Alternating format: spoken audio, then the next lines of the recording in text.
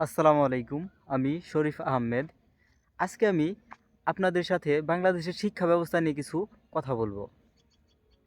হাতে একটু সময় থাকলে ভিডিওটি দেখার অনুরোধ রইল। আচ্ছা, আপনি কি জানেন আমরা এত ইংরেজি কম্পোজিশন, প্যারাগ্রাফ, লেটার, স্টোরি ইত্যাদি এগুলো আমরা কেন শিখি?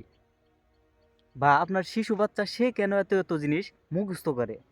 ধরুন আপনি একটি কম্পোজিশন মুখস্থ করবেন, সেখানে 10টি লাইন আছে।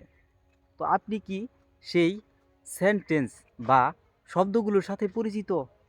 অবশ্যই পরিচিত না। আপনাকে সেই শব্দগুলো জানতে হবে এবং সেখানে কিভাবে সেন্টেন্স তৈরি হয়েছে বা কোন গ্রামার রুলস ব্যবহার করা হয়েছে সেগুলো আপনাকে জানতে হবে। এরপর আপনি যদি সেইগুলো জানেন, শব্দগুলো জানেন প্লাস গ্রামারগুলো জানেন, তাহলে আপনাকে কম্পোজিশন মুখস্থ করতে হবে না, আপনি নিজে কম্পোজিশন তৈরি করতে পারবেন। বিশ্বাস করেন, এখন পর্যন্ত অনেক প্যারাগ্রাফ, অনেক কম্পোজিশন, অনেক লেটার, স্টোরি মুখস্থ করা হয়েছে। কেন মুখস্থ করেছি? কারণ স্যার বলেছে সামনে পরীক্ষা, তোমাদের ভালো রেজাল্ট করতে হবে, কম্পোজিশন, প্যারাগ্রাফ এগুলো মুখস্থ করতে হবে। আচ্ছা, মুখস্থ করলাম, মুখস্থ করার পরে পরীক্ষা দিলাম, পরীক্ষা দিয়ে ভালো একটি রেজাল্ট হলো। এখন দেখেন, সেই স্টুডেন্টকে যদি 10 মিনিট ইংরেজিতে কথা বলতে দেওয়া হয়, সে বলতে পারে না। কেন বলতে পারে না? কারণ সে সমস্ত কিছু মুখস্থ করেছে। সে কোন শব্দের কি অর্থ, কিভাবে একটি কম্পোজিশন তৈরি করতে হবে, সে সেই জিনিসটা জানে না। অত্যন্ত দুঃখের সাথে আরেকটি কথা বলতে হচ্ছে, বাংলাদেশের শিক্ষা ব্যবস্থায়, সরকারি বা বেসরকারি শিক্ষা প্রতিষ্ঠানে আমাদের ইংরেজি ভাষার উচ্চারণ যেভাবে শেখানো হয়েছে তার সম্পূর্ণটাই ভুল।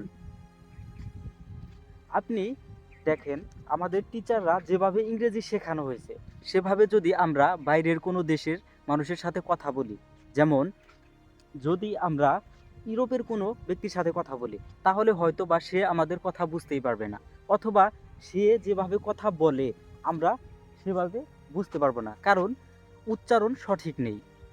আমরা যেভাবে উচ্চারণ করি তারা সেভাবে উচ্চারণ করে না। সো আমাদের ইংরেজি উচ্চারণেও ভুল শেখানো হয়েছে। ধরুন আমি ক্লাস 1-এর একজন ছাত্র। আমি প্রতিদিন যদি 10টি করে নতুন শব্দ শিখি, তাহলে আমার মাস শেষে শব্দ আসবে 300টি শব্দ।